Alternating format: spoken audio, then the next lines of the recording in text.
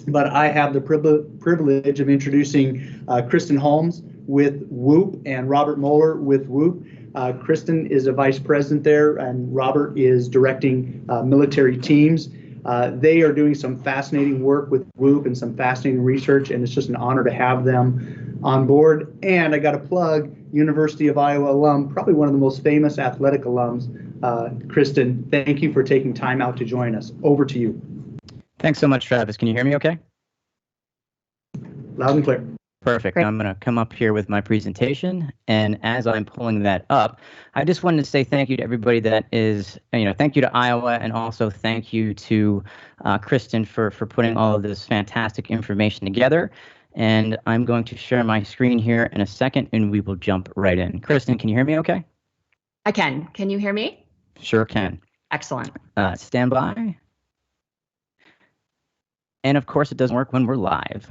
So give me a second. Here we go. Okay, perfect. And as you can see, I just want to take a quick moment to let everybody know how this came about. You can see this slide here. I hope everybody can see my screen. I was going to make a joke about Joe Rogan being in the crowd here, but given the recent events of him contracting COVID, I will not make that joke, so we do not put any bad juju on anybody in this photo. As you can see, we're going to be speaking about circadian misalignment, resilience, and also behavior in the United States Army soldiers. And just to tee this up for everybody, the United States Army came to WHOOP in 2020 and said, listen, we have a problem with so much daylight, about 18 hours of daylight. We have a very high, or one of the highest suicide rates in the United States Army. And we also have an alcohol epidemic that has been plaguing the commands for a while. Can you help? WHOOP was excited to come back and say, absolutely. And what they asked us for is to provide and pull apart a blueprint of what makes a more resilient soldier. And with that, I'll kick this over to Kristen Holmes, the principal investigator of this study. And with that, Kristen, over to you. Thank you, Robert. I'm honored to be a part of this inaugural summit and humbled to share our research with so many folks whose work I've long admired. Many thanks to my alma mater, the University of Iowa, for hosting this event and for the opportunity to share these preliminary analysis from the study with U.S. Army Alaska. I'd also like to thank my research collaborators from the University of Queensland. We have a world-class team in place to help us with this effort, led by Professor William von Hippel and Dr. Gemma King. So next slide, please, the goal of the project. So really our goal here is to investigate the personal, physiological, psychological, situational, and environmental determinants of resilience and how they interact to produce maladaptive and adaptive behavioral and stress responses among U.S. military personnel in Alaska. Our goal here is really to attempt to build a strength and competence model with these data. I guess a playbook, if you will, to guide and enhance resilience based on empirical data. We have a lot more of analysis to do. That's so much data, but we are well on our way and excited to share with you these preliminary results. Just a footnote in terms of the 24/7 biometric capture. We'll go into that in a little bit more detail in a second, but I just want to add that as a scientist conducting research, WHOOP really solves many problems typically faced by researchers. Just in the study, we had the opportunity with WHOOP to do continuous monitoring. We had access to all of those data. We have the ability to do in-app custom surveys to our de-identified participants. So privacy obviously is paramount here. They don't have to leave the platform. They can do all of this in the app. So it increases compliance rates. And most importantly, as it relates to the US military, the ability to capture these data during demanding field events. I think the other footnote worth mentioning is that WHOOP, is providing reliable insights into actually what's really happening with wearers throughout their daily lives. Again, this 24/7 capture, we're able to really understand the nuance, complexity, and context of the day-to-day psychological stress of these men and women. Next slide, please. This is just kind of an overview of what I'll be discussing. I'm going to go through the study background. I'm going to share with you the physiological profiles of the U.S. soldiers stationed in Alaska based on our data, behaviors and personality traits that have an impact on sleep consistency. And sleep consistency is the behavior that has emerged in our research as being the most salient predictor of human resilience. Next slide, please. Go ahead, Rob. And so this is just a quick overview of what the technology is. For anybody that's listening out there that is not familiar with Whoop, it's a 24/7 biometric feedback tool. But how this is applicable to the United States Army is we're constantly tracking and measuring and teaching the individual soldier what decisions they should make more of and what decisions they should make less of. So we're really helping the individual soldier with positive behavioral changes that last not just a day or a week, but for the long term. We had 865 soldiers. They were provided the Whoop 3.0 strap. The study started in early February, actually in January of this year, and we finished our data collection in June 2021. The soldiers provided a very comprehensive survey during onboard, and then again repeated that survey at the conclusion of the study to gauge psychological profiles related to resilience. And this is an observational analysis. And just as a note, for this analysis, we filtered to only include those who had data recorded for 75% of the study and responded to both the onboarding and exit surveys, except for the physiological profiles, which we had the entire cohort included in that analysis. So basically that took our N down to 200. So what you're about to see in the forthcoming slides is an N of 200. Again, we just applied super stringent, strict criteria to ensure that we had the best possible data to share with you today. Next slide, please. In terms of our measures, we used, and I should maybe say to start, typically in the fields of psychology and physiology, as many of you know very well, they've always been really separate. I think the integration of biopsychological information with this level of fidelity, again, allows us to contextualize kind of this really powerful dynamic interplay. And I think it allows us to say something quite meaningful about these relationships. In terms of our objective validated measures, we did continuous heart rate sampling. It's at 52 hertz. We continue sampling of heart rate variability. And just as a note, we do RMSSD. That is the time domain tool used to assess heart rate variability. And just as a note, heart rate variability is simply the difference between each heartbeat and resting heart rate, of course, which is beats per minute, respiratory rate, energy expenditure, and sleep. So total time in physiological sleep, stages, and consistency. For our subjective measures, we put together specific psychological assays that would allow us to understand soldier resilience. And note that we haven't had a chance to look at the weekly survey responses in the associated cardiac data, specifically heart rate variability. So I'm not yet in a position to tease apart the longitudinal relationships there, which obviously are really important. But nonetheless, these early results are exciting and we're eager to share. And there'll of course be more to come on the cardiac side. Slide 8, please. Our study aims, were to investigate this concept of circadian misalignment and the effect on physiology, sleep parameters, and self-reported measures of resilience. Circadian misalignment, it describes a variety of circumstances, but my purpose today and for this study was to build on much of the research that has focused on the impact of misalignment of sleep to the biological night. And when we align our sleep to the biological night at a preferred time, we call this behavior sleep consistency. And this has really emerged as the canary in the coal mine. So it's very exciting. And just as a note, sleep consistency is a surrogate marker or a measure of circadian alignment. Okay, so when you align, you enable this kind of sleep consistency. There's a mountain of evidence at this point linking circadian misalignment to increased risk for physical, like cardiovascular disease, diabetes, obesity, cancer, as well as a host of psychiatric disorders, namely depression, bipolar, schizophrenia, and attention deficit. And then HRV is a proxy for stress and a measure of resilience. Again, I want to reiterate that we'll look at this cardiac data in the near future. And resilience, of course, is the capacity to functionally adapt mentally, physically, and emotionally to environmental stressors. And really our goal here, just to reiterate, is to try to operationalize this incredibly important feature called resilience, of the human condition. Next slide, please. Transition slide. Thank you. And slide 10. Okay, so Mo, I think you might make a comment here, but just as a note, I only selected the variables that were similar between sexes because the proportion of sexes in the study is not the same as the age-matched control. And the red doesn't really mean anything other than just to represent sleep consistency. And we controlled for sleep duration, which I think is also really important to note. But when we look at these two, when we look at the U.S. Army Alaska soldier and we look at the general population, there actually isn't that much difference when we look at heart rate variability, resting heart rate, respiratory rate, and sleep duration. But what popped is the difference in sleep consistency. It is 24% lower in soldiers stationed in Alaska.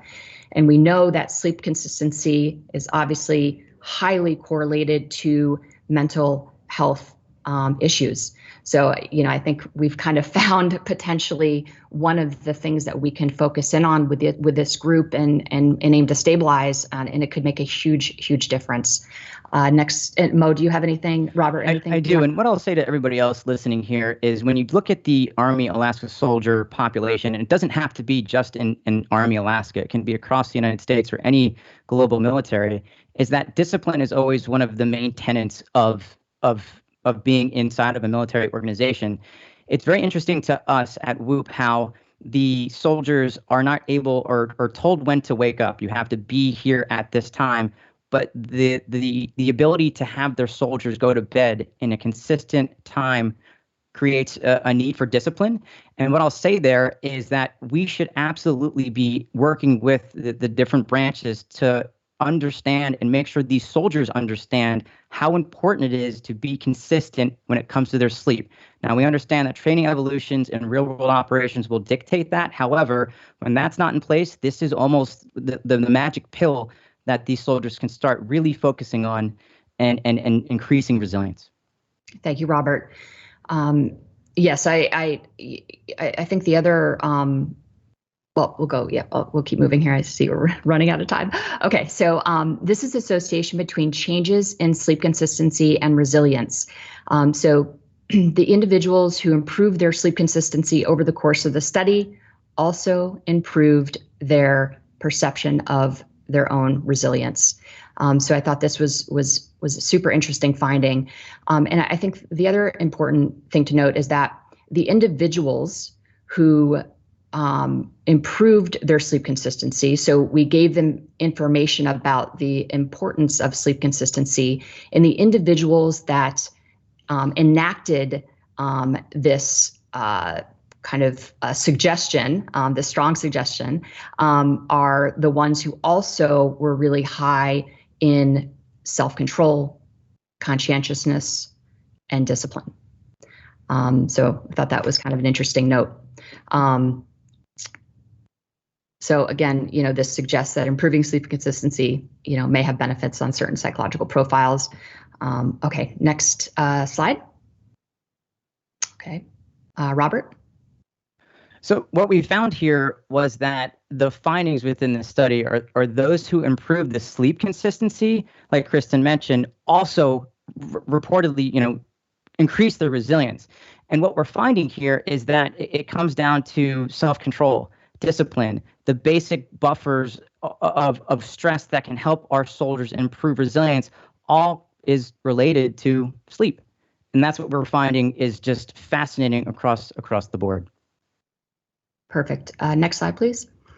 Okay, so just wanted to settle in on this for a second. These results are based off of averages across the entire study. So all of these pathways, so having more self-control, positive influence on others, and less homesick, all of these paths are likely to be bidirectional. So improving one will improve the other. But that peer influence item likely goes primarily from peers to sleep rather than reverse. Still, if people see benefits of sleep consistency, that might motivate them to change the ways that they spend their time with their peers. For example, fewer late nights drinking. And I just want to note that we built we want to build more fine-tuned models here to account for age, gender, and sleep duration. But we feel like this is a good start. Robert, do you have anything else to add here? What I'll say here is, from a tactical perspective, we really want to look to the leadership, the chiefs, the NCOs, and the folks that have the ability to mentor and lead for the younger soldiers coming into the different branches, and saying it's no longer a badge of honor to get 4 hours or 3 hours of sleep. Let's flip the script and say, I sleep 8 hours and I get 8 hours of quality sleep, and that is going to make you a more resilient, effective soldier. Excellent. Next slide, please. Great. So we also found that those with greater self-control also have better sleep consistency, which perhaps isn't that surprising. Robert, did you want to make a comment? And that just comes down to the basic reps of understanding self-discipline and self-control. Can I go out and have the drinks or the Red Bulls and only sleep 4 hours? Absolutely. But going back to our findings here, is it all comes down to leadership and self-discipline, and really understanding why I should care about this for my job function, which is being a soldier. And just a quick note on slide 16. So the traits and behaviors that the survey aimed to gauge were drinking, smoking, eating junk food, and staying up late. So those are the areas that we looked at. Okay. And as we all know, that is a big attractive, deterrent from consistency when it comes to the U.S. military. Yeah. And lots more data there. Obviously, we're just short on time, so we're kind of having to pick and choose here. But slide 17. So on this one, those who spend time with people that positively impact them have better sleep consistency. So my guess that this effect goes both ways. So we'll see. Robert, did you want to make a point on this? I do. And as you can see on the slides here, it's like you are the average of the 5 people you spend the most time with. Now, in the military, that is dictated by job function and also leadership. But I don't think the outcome or recommendation here should change. From leadership and the friends that you're hanging out with, when you implement something like a biofeedback tool like Whoop, we saw this in Army Alaska. The individual soldiers started talking about, how much did you sleep last night? How much, or what was your HRV after that ruck run? And it became a viral positive behavioral change instead of the Red Bulls and the cigarettes, which we would call, a negative behavioral change. So what my recommendations would be here would have leadership and also everybody else at the individual level really start to understand why they should care about sleep consistency, HRV, and everything else. Yeah, and help connecting that behavior to their purpose. I've been a coach for years in the high performance space, and just understanding your purpose and being able to connect that back to your behaviors and just aligning your values and your behaviors. I mean, these are things that we can do proactively inside any environment, right? And certainly we can do this more potentially inside the military. But I think as we're trying to get folks to adopt these behaviors that we know are absolutely central to not only soldier lethality, but just to overall, mental wellness. These are areas that we'd be remiss not to focus on. Slide 18. In my humble opinion. Slide 18. That's it. I switched it. Go ahead, Chris. Okay. Terrific. Okay. All right, Robert, if you have any closing statements, I guess we can have a couple questions potentially. Yeah. Before I hand it back over to Travis, and everybody else listening, this last finding is really fascinating. I think from everybody who's been homesick and understands what homesick feels like. I think with our military personnel constantly traveling, whether it's for training or for deployments, when we're seeing this in a 24-hour biometric environment, homesickness is something that we can see. And the interventions that we apply to our soldiers to be less homesick, that improves the sleep consistency, like we've mentioned throughout this presentation, is going to make a happier soldier. And that is what we really are going for, because without the happiness within the soldier, they're not able to do their job function. And so that's the last point I think we'll make here before we hand it over to Travis and open it up for questions. Travis? Perfect. I'm awesome. I'm so glad you all were able to present those findings from the Alaska Guard study. And just in the last 2 presentations, we've seen the linkage between sleep deprivation and likelihood of musculoskeletal injury.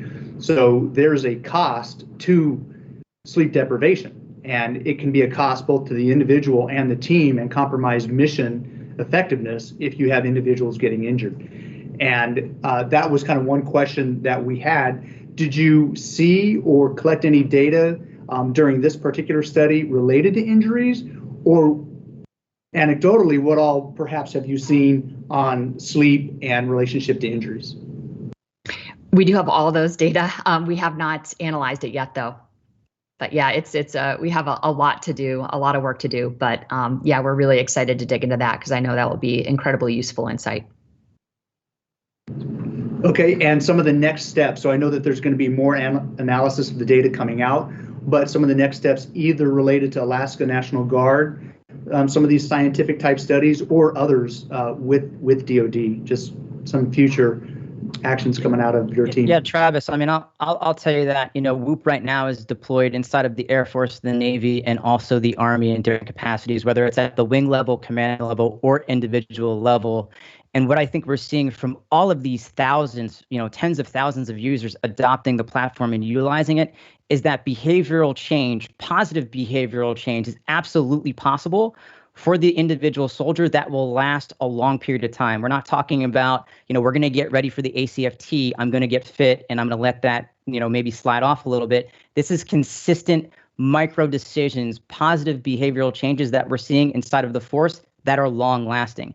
And we're starting to see 70 to 80% less drinking. We're starting to see 25% more sleep across the board when it comes to users inside of DoD. And Kristen, I don't know if you have anything to add to that based off of the knowledge that we have.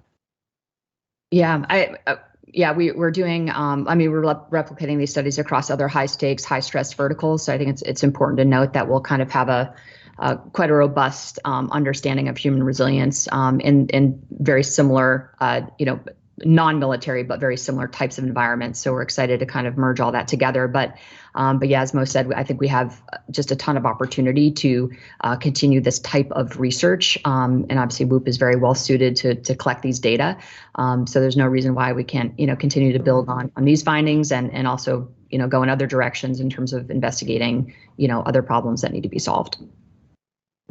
Outstanding. Thank you. I actually look forward to the WHOOP podcast that'll have more detail on this, because I remember listening to the first one you did, kind of teasing the Alaska Guard study. And when we look at what do we do with all this information, obviously we want to change behavior, but we also want to find ways to present this data in an actionable way to leadership. So when we combine it with digital twins or virtual humans, and you want the squad, platoon, company commander to let's do some COA analysis. Let's take my unit of digital twins.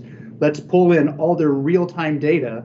What's their sleep state? We're not saying, okay, they should be somewhere else. We're giving commanders, this is where they really are. If you're going to execute this movement, this is how long it's going to take.